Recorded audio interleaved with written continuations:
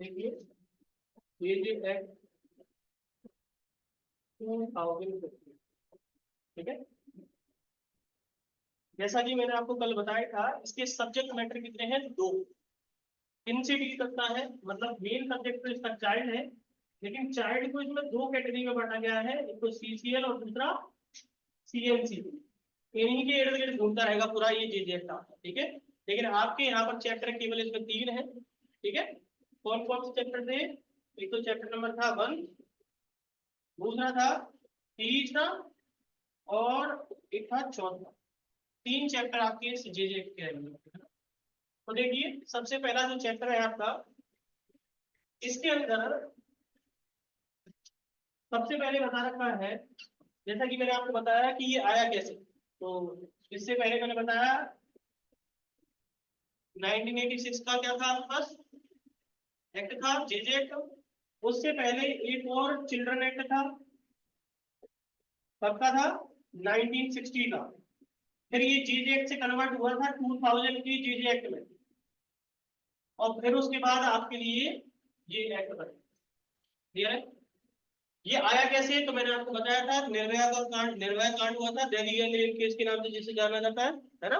उसमें एक बच्चा 14-17 साल का था, और वो जो है उसको फांसी नहीं हो पाई, और सबको फांसी हो गई। तो इस चक्कर में ये एक्ट लेके आया गया, जिसमें अडल्ट शब्द का यूज किया गया है। 16 से 18 साल के जो बच्चे हैं, अगर उन्होंने कोई हीनियस ऑफेंस कमिट किया है, किस कैटेगरी के?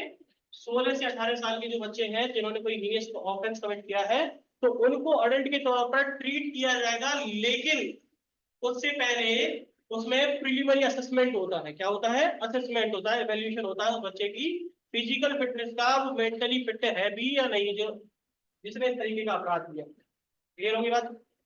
चलिए, तो यहां तक हम बात कर चुके थे, तो वापस देख लेते हैं। बिल जो है इसका, ये जो बिल है, J bill, juvenile justice care and protection bill 2000, वैसे तो ये 14 में रखा गया था, फिर 14 में व्यवस्था नहीं बन पाई, क्योंकि वो अडल्ट वाला सिस्टम था ना, उस पर बातचीत चल रही थी, लेकिन लड़ाई झगड़े भी हो रहे थे पार्लियामेंट में, तो बनी नहीं किसी तरीके की बात। लेकिन बाद में जब ये बीजेपी की सरकार आ गई, ठीक है, तो फिर बिल से एक्ट में कन्वर्ट करने, ये बिल जो है 2015 का रखा गया। कब का रखा गया? ये बिल कब रखा? 2015 में रखा। और ये एक्ट कब बन गया? 2000।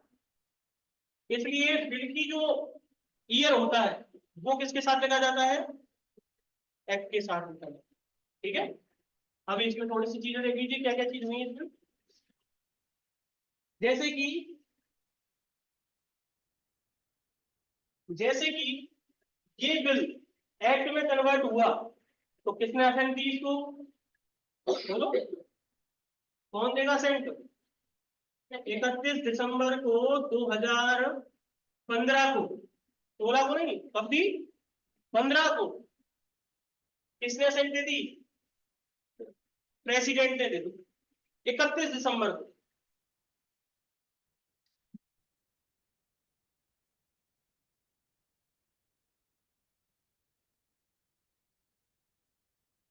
लेकिन हुआ क्या? देखो ये कौन सी डेट है? 31 दिसंबर। इसका मतलब 31 दिसंबर के खत्म होते ही क्या आएगा? नया साल चालू हो जाएगा। इसी चक्कर में क्या हुआ कि पब्लिकेशन उस दिन तो हो नहीं सकता था इसका। तो पब्लिकेशन कब हुआ इसका? 1 तारीख को। कब हुआ? 1 जनवरी 2016 को। मतलब इस एक्ट का पब्लिकेशन कब हुआ कि इस पे सिग्नेचर कर दिए प्रेसिडेंट ने? तो वो हुआ 1 जनवरी 2016 को। बात समझ में आ रही है? अब जैसे ही इस एक्ट का पब्लिकेशन 1 जनवरी 2016 को हुआ, तो इसका मतलब ये एक्ट भी 1 जनवरी को ही पब्लिश हुआ था। तो कौन से नंबर का था?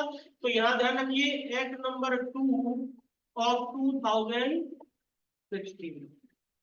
दूसरे नंबर का एक्ट था 2016 में जो पास हुआ था सबसे पहले, बिल्कुल सेम सीआरपीसी जैसा ही।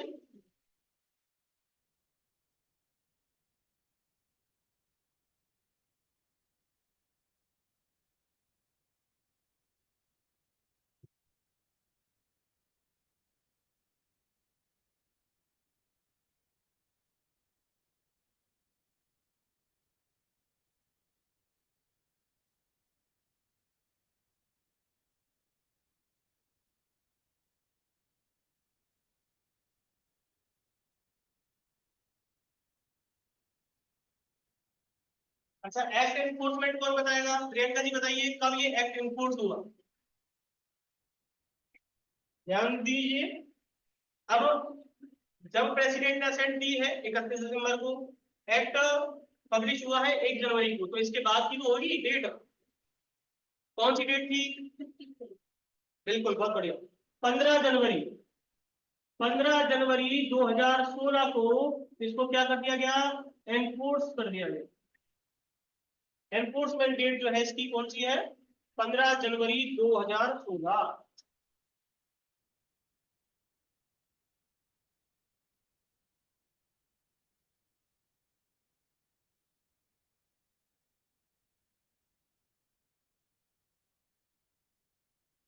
यहां तक कोई भी डाउट है किसी को भी? किसी तरीके की कोई समस्या हो कैसी भी तो आप पूछ सकते हो।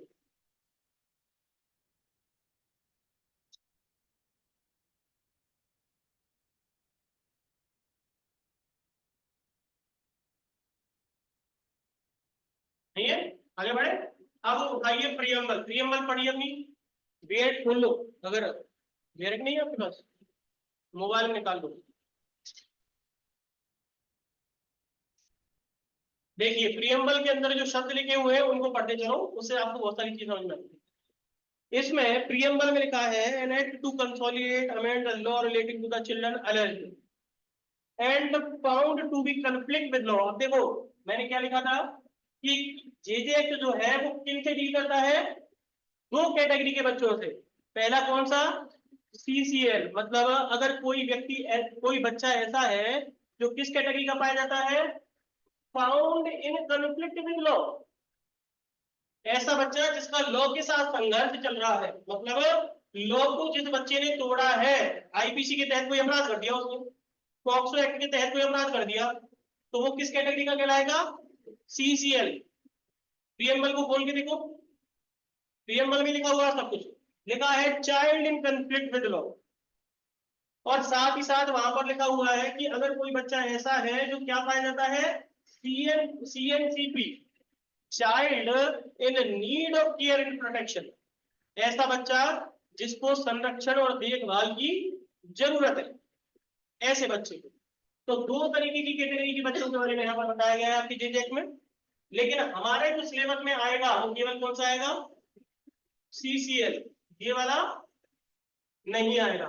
लेकिन इसकी जो मेन मेन मोटी मोटी बातें आपको याद रखनी पड़ेंगी, क्योंकि सेक्शन नंबर 2 की चर्चा यहाँ पर की गई है आपके सिलेबस में। ठीक है, इसलिए आपको इसकी मेन मेन बातें याद रखनी पड़ेंगी। आगे देखिए इसमें क्या लिखा है, इस एक्ट का काम क्या है? ये एक्ट जो है इसका उद्देश्य क्या है, क्यों बनाया गया है इस एक्ट? तो किन के लिए बनाया गया है? एक तो सीसीएल और दूसरा सीएनसीपी। तो सीसीएल को क्या देगा ये अगर इसने कोई अपराध कर दिया है तो? इसको तो प्रोवाइड कराएगा जस्टिस। किसके थ्रू? कौन इससे डील करेगा? तो उसके लिए बनाया है इन्होंने क्या? JJ board, children court. ये बताया था ना कल भी। लेकिन सीएनसीपी को कैसे डील करोगे, इसकी संरक्षण कैसे करोगे? तो इनके लिए इन्होंने एक व्यवस्था की है इसके अंदर, जैसे चिल्ड्रन होम बनाए कि नहीं बनाए, orphanage, child care home, rehabilitation centre, बोलो है ना, फॉस्टर फैमिली, फॉस्टर केयर। ऐसी व्यवस्थाएं किसके लिए दी गई है? बच्चों के लिए। लेकिन इनको डिक्लेयर कौन करेगा? तो कह रहा है CWC, child welfare committee. Clear हो गई बातें? कहाँ का बता रखा है? तो सेक्शन नंबर 2 के क्लॉज नंबर 13 में ये बता रखा है, 2 के क्लॉज नंबर 14 में ये बता रखा है, और 2 के क्लॉज नंबर 12 में ये बता रखा है। इसको भी देखो, सेक्शन नंबर 4 में बता रखा है, सेक्शन नंबर 19 में बता रखा है, और सेक्शन नंबर 27 में बता रखा है।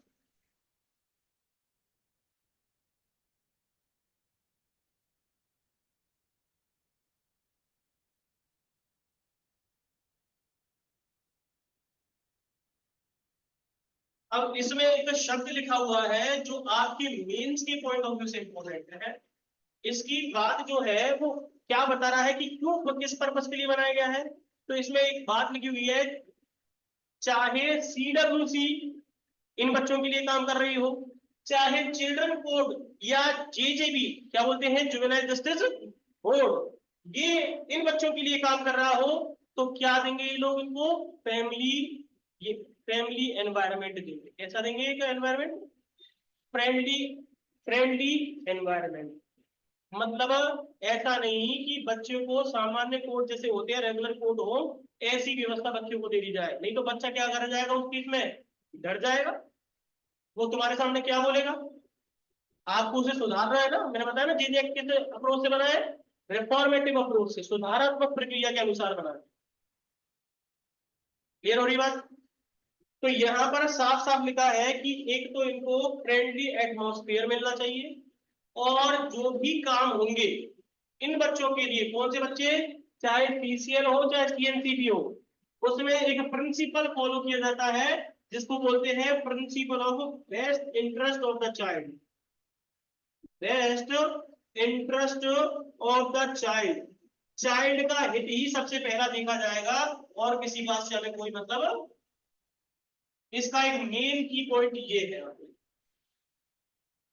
जब भी कोई भी सिद्धांत फॉलो किया जाएगा, कोई भी निर्णय लिया जाएगा, चाहे सीएनसीपी के लिए चाहे सीसीएल के लिए, चाहे वो बोर्ड देगी चाहे चिल्ड्रन कोर्ट देगी, चाहे वो कौन दे, टीडब्ल्यूसी दे, वो क्या ध्यान रखेगी, बच्चे का हित ध्यान रखेगी। यही सबसे मेन प्रिंसिपल है। क्लियर हो गई बात। चलिए आगे आ जाइए। इस इनके लिए हमने, मैंने देखा इंस्टीट्यूशन भी स्टैब्लिश किए गए हैं, वो मैंने बता ही दिया था। अब इसमें जो इंपॉर्टेंट बात है वो है आपकी संविधान की, किसकी, अब ये कह रहा है कि क्या ये जो जेजे एक्ट आपको बना के दे दिया है, क्या इसको कोई संवैधानिकता दी हुई है या नहीं दी गई है, क्या ये एक्ट जो बनाया गया है असंवैधानिक है संवैधानिक है, ये कैसे पता चलेगा। इसके लिए मैंने रीजन बताया था ना उस दिन, क्या बताया था, क्योंकि ये बच्चों के लिए बनाया गया कानून है, जबकि हमारा लॉ जो है आर्टिकल 14 और 15 ये कहता है किसी के अंदर भेदभाव नहीं होगा, ना तो महिलाओं के साथ, महिला और पुरुषों में भेदभाव नहीं होगा, तो महिला और पुरुषों में बच्चे नहीं आते क्या, पर्सन में तो सब आते हैं। तो ये भेदभाव कैसे कर दिया कि इन बच्चों के लिए लॉ बना दिया, पढ़ा था ना इसके बारे में भी, महिलाओं के लिए भी अलग से लॉ बने हुए हैं, कैसे बना दिए, जबकि आर्टिकल 15 का तो वॉयलेशन हो रहा है, सीधे सीधे ब्रीच हो रहा है, तोड़ रहे हैं। तो बोलो असंवैधानिक है कि नहीं, वैसे तो होना चाहिए, लेकिन नहीं है। उसके कारण इसी प्रियम्बर में एक आर्टिकल दे रखा है, आर्टिकल नंबर 15 का क्लॉज नंबर, लिख लीजिए, ये बहुत इंपॉर्टेंट है, आपके लिए सवाल आएगा इससे। क्या है इसमें ऐसा, इसमें ये देख रखा है कि स्टेट, स्टेट का मतलब पार्लियामेंट से है, स्टेट को समझाया गया है, समझ लीजिए इसे भी। स्टेट जो है कहां डिफाइन किया गया है बताइए, स्टेट क्या होता है, राज्य। आर्टिकल नंबर 12 में समझा रखा है स्टेट के बारे में कि स्टेट क्या होगा, तो स्टेट का मतलब पार्लियामेंट से है, जो भी संवैधानिक बॉडी बनी हुई है उनके लिए है स्टेट, लेजिस्लेटिव असेंबली से भी रिलेटेड स्टेट कहलाएगा। तो जिसके पास भी ऐसी डेलीगेशन लेजिस्लेशन पावर दे रखी है वो क्या कहलाएगा उस केस में, आर्टिकल नंबर 12 के तहत स्टेट कहलाएगा। और इसी आर्टिकल को समझाते हुए 15 में लिखा है कि स्टेट क्या कर सकता है, मेक लॉज, मेक लॉज कौन से, लॉज भी कैसे, स्पेशल लॉज। क्या ये जनरल है क्या, कैसा है, कैसे पता चल रहा है स्पेशल है ये, स्पेशली बच्चों के लिए, बच्चे क्या है इसके सब्जेक्ट मैटर है। मैंने बताया था ना 3 तरीके के लॉ होते हैं, कौन कौन से लॉ होते हैं, एक तो होता है, बोलो कितने तरीके के लॉ बता रखे हैं अपने अंदर, 3 तरीके के लॉ, कौन कौन से, पहला है जनरल लॉ, सामान्य लॉ जिसे कहते हैं, जो सबके ऊपर एक जैसे अप्लाई होता है। दूसरा कौन सा था, स्पेशल लॉ, विशिष्ट कानून। तीसरा कौन सा है, पर्टिकुलर लॉ। स्पेशल कानून जो है, स्पेशल लॉ जो है वो किसी विशेष व्यक्ति के ऊपर लागू होता है, ठीक है, सब्जेक्ट मैटर उसका स्पेशल होता है। लेकिन पर्टिकुलर लॉ क्या होता है, लोकल लॉ जिसे कहते हैं अपन, लोकल लॉ किसे कहते हैं बताइए, जो वहाँ के जो पर्टिकुलर किसी लोकल एरिया के लिए लागू है। एक्चुअली बिल्कुल सही बात बताई आपने। एरिया के ऊपर, एक पर्टिकुलर एरिया के ऊपर जो लॉ लागू होता है उसे कहते हैं लोकल लॉ। क्लियर होगी बात? तो आपने तीन तरीके के लॉ बताए, स्पेशल लॉ, लोकल लॉ और जनरल लॉ। जनरल लॉ कौन सी है अपने, जैसे कि आईपीसी, सीआरपीसी, सीपीसी, सब पर लागू है, सब जगह लागू है, सबके ऊपर आदमी हो, औरत हो, बच्चा हो, कोई फर्क पड़ता है क्या? क्लियर? तो यहां पर क्या लिखा है कि स्टेट शैल या state make special law relating to the childrens and womens. महिलाओं और बच्चों से रिलेटेड क्या बनाए जा सकते हैं? स्पेशल लॉज बनाए जा सकते हैं, अगर क्या होगा, जरूरत होगी तो। इसी वजह से जितने भी महिलाओं से रिलेटेड लॉज हैं आपके, वो संवैधानिक है। नहीं, अगर आर्टिकल नंबर 15 के तहत जनरल ऊपर ऊपर से देखोगे तो असंवैधानिक है, वैसे 14 देखोगे तब भी अब असंवैधानिक है, लेकिन इसकी वजह से क्या होगा, ये संवैधानिक। क्लियर होगी बात? ऐसे ही आर्टिकल है, आर्टिकल नंबर 39, इसका ई और एफ, ये भी बहुत इंपॉर्टेंट है आपके लिए। आर्टिकल नंबर ई और एफ जो है ना, ये बच्चों के बेहतरी के लिए जो न्यूट्रिशन मिलते हैं, ध्यान रखो ये किसका भाग है, ये तो फंडामेंटल राइट का भाग है, और ये किसका है, 39। DPSP, directive principle of state policy, राज्य के नीति निर्देशक तत्व, उनके अंदर आता है आपका आर्टिकल नंबर 39, और उसी का भाग है ई और एफ। उसमें बताता है कि बच्चे की हेल्थ और वेल्थ और उसके न्यूट्रिशन का भी ध्यान रखा, उससे लेबरिंग नहीं करवाई, हार्डनेस नहीं करवाई जाएगी किसी तरीके की, ठीक है। उनको ये आर्टिकल क्यों जोड़ा गया, क्योंकि इस तरीके के नियम जो है इसे जेजे एक्ट में डाल रखे। क्लियर होगी बात? दूसरा देखिए, ऐसे ही है आर्टिकल नंबर 45। 45 के बारे में क्या जानता है, जानते हो? आर्टिकल नंबर 45 क्या कहता है, बोलिए। एक है आर्टिकल नंबर 47,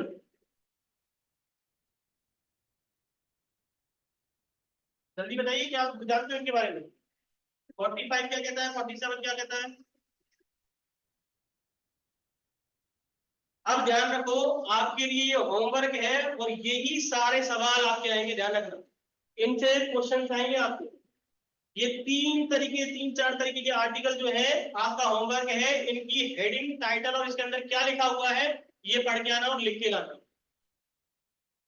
क्लियर होगी बात? चलिए, अब इसमें जो सबसे इंपॉर्टेंट लाइन है, लैंग्वेज है, उसे भी देखिए।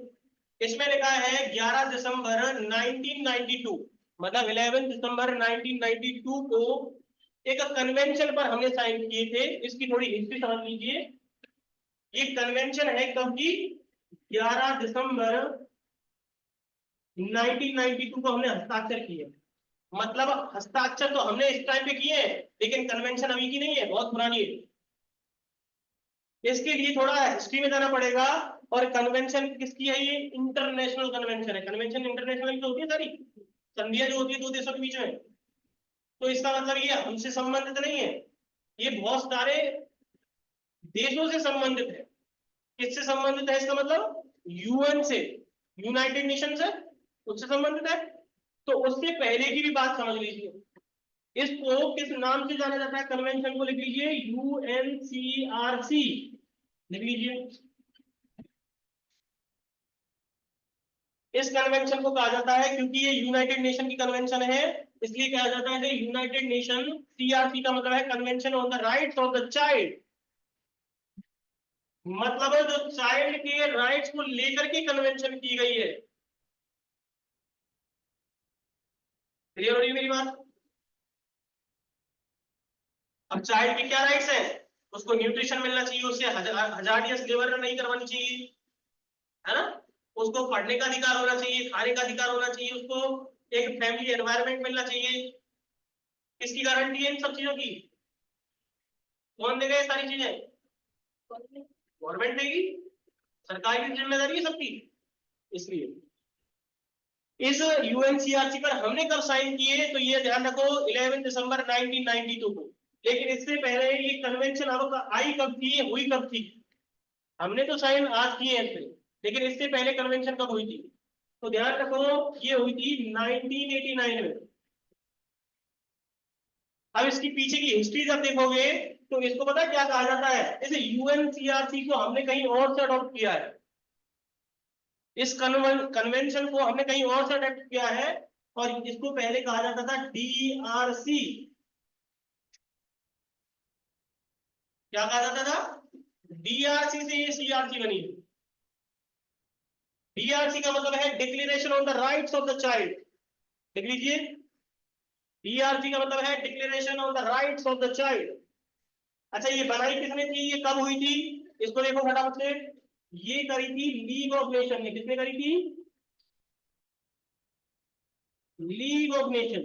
जानते हो लीग ऑफ नेशन क्या है? पता है क्या लीग ऑफ नेशन के बारे में कुछ? यूनाइटेड नेशन, जब दूसरा युद्ध, पहला युद्ध हुआ था, तब क्या बनी थी? लीग ऑफ नेशन बनी थी। फिर दूसरे युद्ध के बाद क्या बनी थी? विश्व युद्ध हुए थे ना,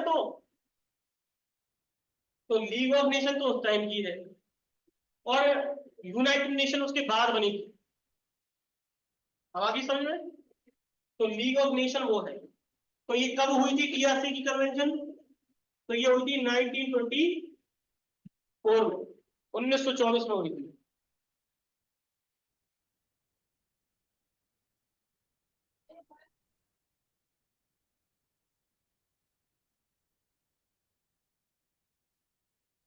इसी डीआरसी को हमने किस में कन्वर्ट कर दिया जब दूसरी हमारी संस्था बन गई? सीआरसी में। सीआरसी में, लेकिन इसके आगे क्या लगा दिया हमने? यूएन। क्यों लगा दिया? क्योंकि इस कन्वेंशन को किसने किया था? यूनाइटेड नेशन में रखा गया था, जनरल असेंबली में, तो इसलिए इसे यूएनसीआरसी कहते हैं।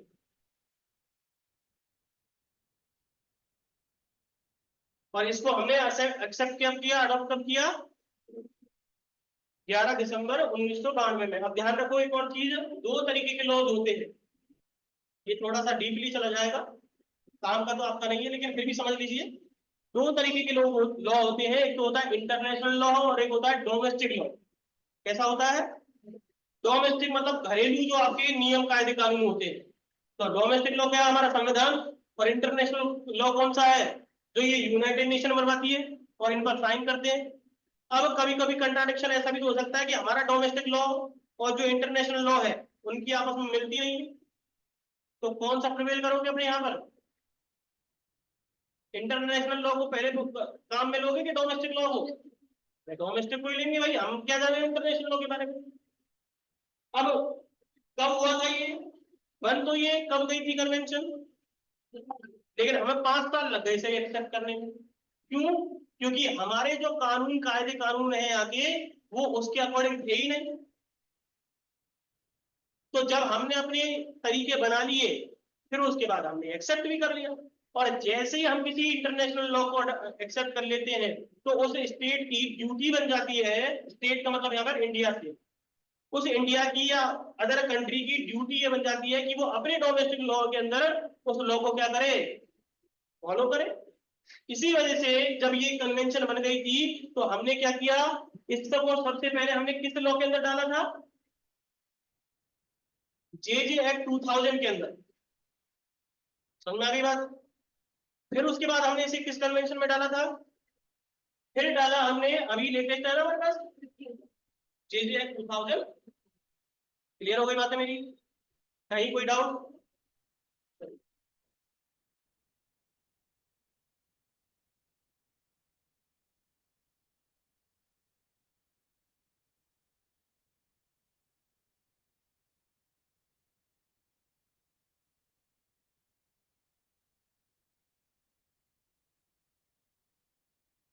अब इसमें कुछ और कन्वेंशन लिख रखी है, इनको भी आपको लिखना पड़ेगा क्योंकि इनके बगैर काम नहीं चलेगा। देखिए, एक कन्वेंशन है, एक तो आपको यूएनसीआरसी मैंने बता ही दिया था। एक कन्वेंशन है, लिखिए United nation standard minimum rules. United Nations standard minimum rules, UNSMR।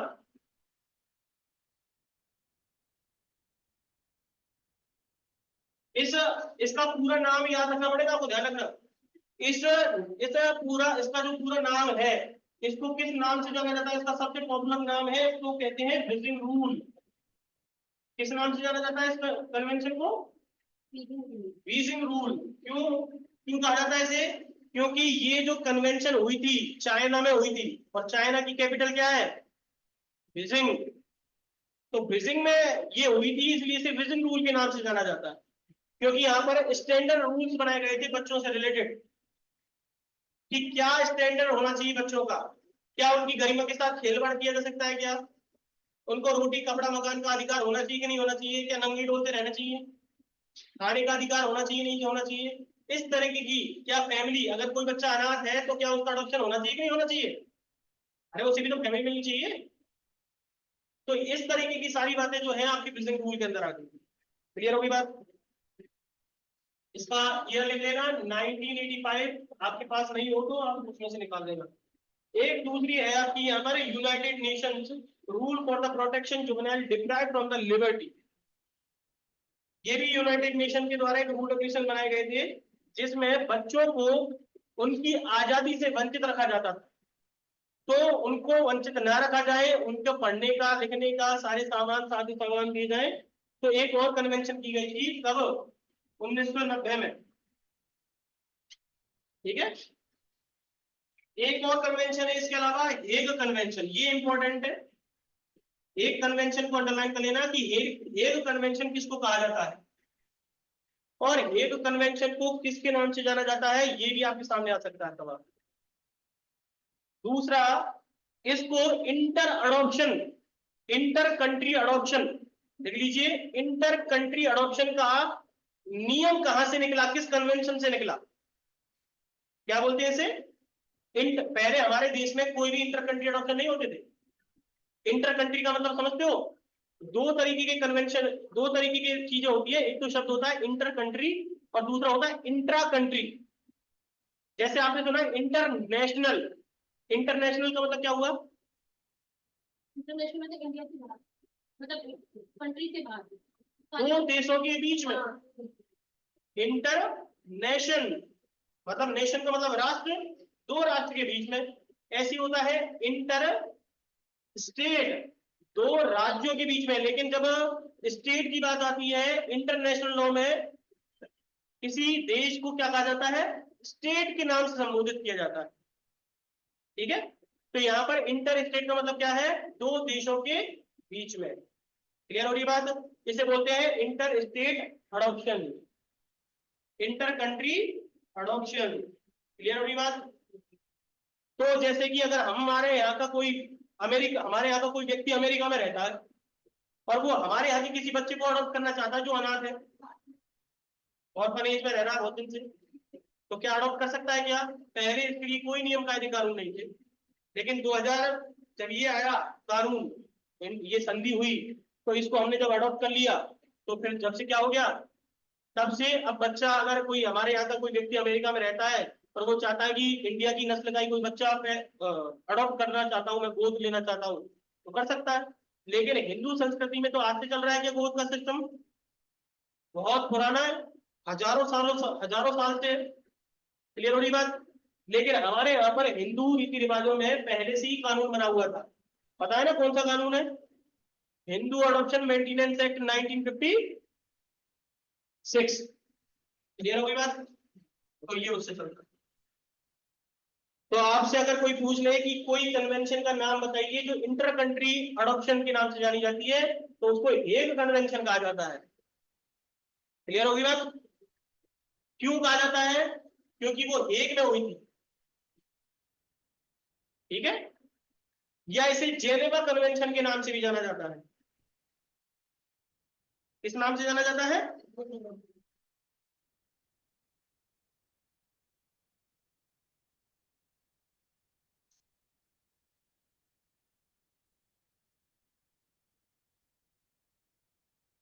चलिए,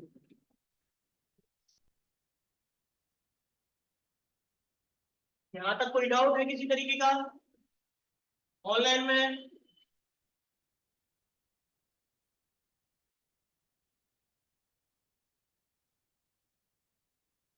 आर्टिकल्स जरूर पढ़ के आना, ये इंटरनेशनल कन्वेंशन आनी चाहिए।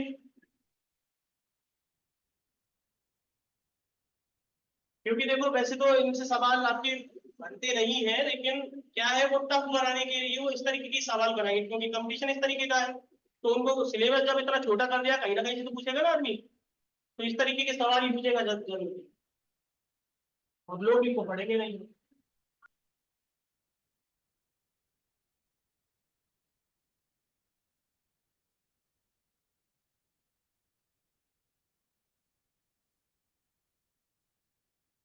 अब देखिए ये तो आपकी हो गई प्रियम्बल, ठीक है।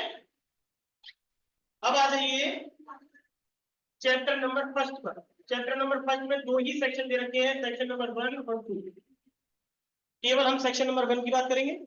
सेक्शन नंबर 1 में सेम वही जो आपने अभी सीआरपीसी में पढ़ा था, शॉर्ट टाइटल, एक्सटेंड और बोलो कमेंसमेंट। शॉर्ट टाइटल मतलब एक्ट का पूरा नाम क्या है, juvenile justice care and protection of the children act 2015, ये तो क्लियर है। एक्सटेंड क्या है, कहां पे लागू होगा, तो जम्मू कश्मीर पे भी लागू होगा। क्लियर हो रही बात? अब इसमें एक चीज ध्यान रखनी है, जो ये जम्मू कश्मीर के ऊपर भी लागू होगा, पूरे इंडिया पर भी लागू होगा, तो एक चीज आपको बहुत ध्यान रखनी है। क्या ध्यान रखना है, ये लॉ किस पर लागू होता है, मतलब किसके द्वारा बनाया गया है? पार्लियामेंट ने बनाया है क्या स्टेट ने बनाया है? पार्लियामेंट ने बनाया, तो तभी तो ये पूरे इंडिया में लागू हो रहा है, क्योंकि बच्चे भी पर्टिकुलर स्टेट में थोड़ा रहते हैं, सारी जगह बच्चे रहते हैं, तो जम्मू कश्मीर में भी बच्चे रहते हैं, तो ये सब पर लागू हो रहा है ऐसे करके। लेकिन जम्मू कश्मीर में लागू करने के लिए एक अलग से कानून आया था हमारे पास, जम्मू कश्मीर रीऑर्गेनाइजेशन एक्ट 2019। अब उसके लिए एक डेट लिख लो उस एक्ट के लिए, वो कब इम्पोर्ट हुआ, ध्यान रखो 31 अक्टूबर, देखो इसे 2019 को। वो जो एक्ट है जम्मू कश्मीर रीऑर्गेनाइजेशन एक्ट, उसको इन्फोर्स कब किया गया, तो 31 अक्टूबर 2019 से ये एक्ट जो है आपका 2015 का जम्मू कश्मीर पर भी लागू हो गया। आगे बस समझ में।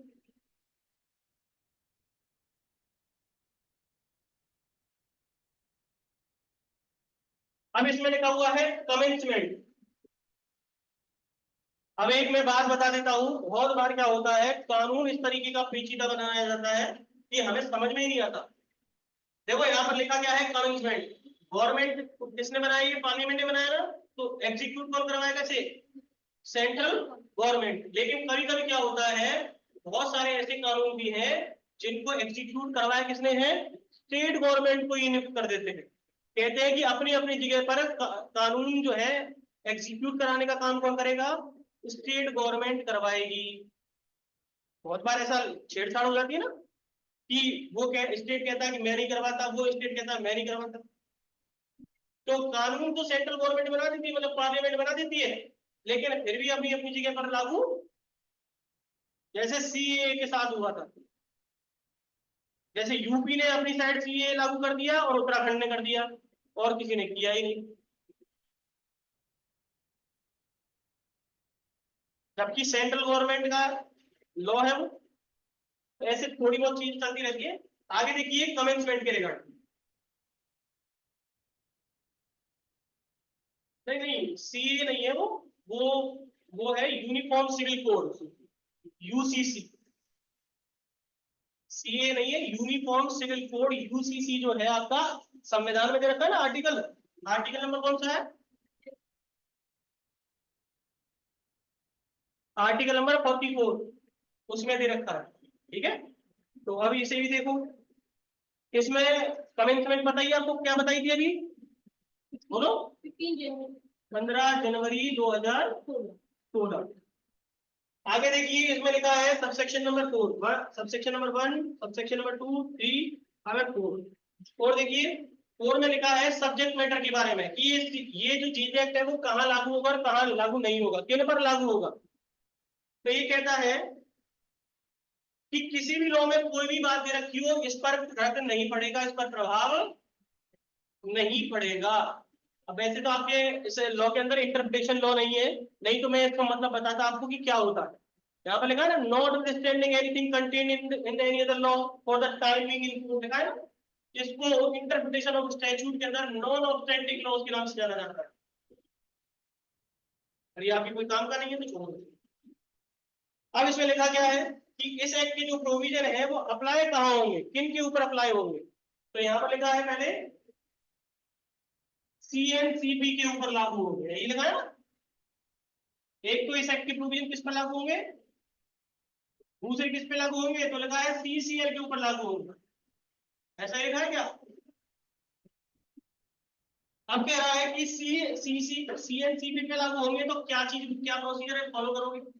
तो उसके लिए भी इसमें प्रावधान दे रखा है, जैसे कि मान लो किसी बच्चे का जिसको देखभाल की जरूरत है, जिसको संरक्षण की जरूरत है, तो उसको घर की सुविधा दी जाएगी, मतलब रिहेबिलिटेशन दिया जाएगा, ऑब्जर्वेशन हो, sorry children home, child care institution, है ना, या सीडब्ल्यूसी उनके लिए डिक्लेयर करने का कोशिश करेगी, ठीक है, और उनको अडॉप्शन करवाया जाएगा। जबकि सीसीएल के लिए क्या है, सीसीएल के लिए अलग से घर बनाए गए, जैसे कि क्योंकि उसने कोई अपराध किया है ना, तो उसे क्या चाइल्ड केयर होम में रखोगे, उसके लिए ऑब्जर्वेशन होम, स्पेशल होम, ऐसी जो चीजें हैं उनके लिए वो काम करेंगे।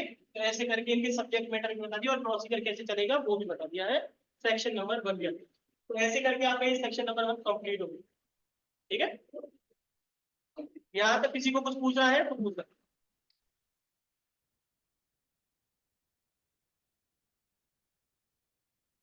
आप चाहो तो इसे पढ़ भी सकते हो। देखो इसमें सब सेक्शन नंबर 4 जो है उसमें पहला जो पैरा है, फर्स्ट पैरा लिखा है ना, apprehension, detention, prosecution, penalty, imprisonment, rehabilitation, social reintegration of the children in conflict with law. ध्यान रखो यहाँ पर जो बच्चे हैं, अगर बच्चों ने कोई अपराध कर दिया होता है तो उसके लिए शब्द यूज नहीं कर सकते आप अरेस्ट, उस बच्चे के लिए शब्द यूज नहीं कर सकते ट्रायल, ऐसे शब्दों का यूज नहीं किया जा सकता। तो इसलिए उन्होंने क्या शब्द यूज किया यहाँ पर, एप्रीहेंशन,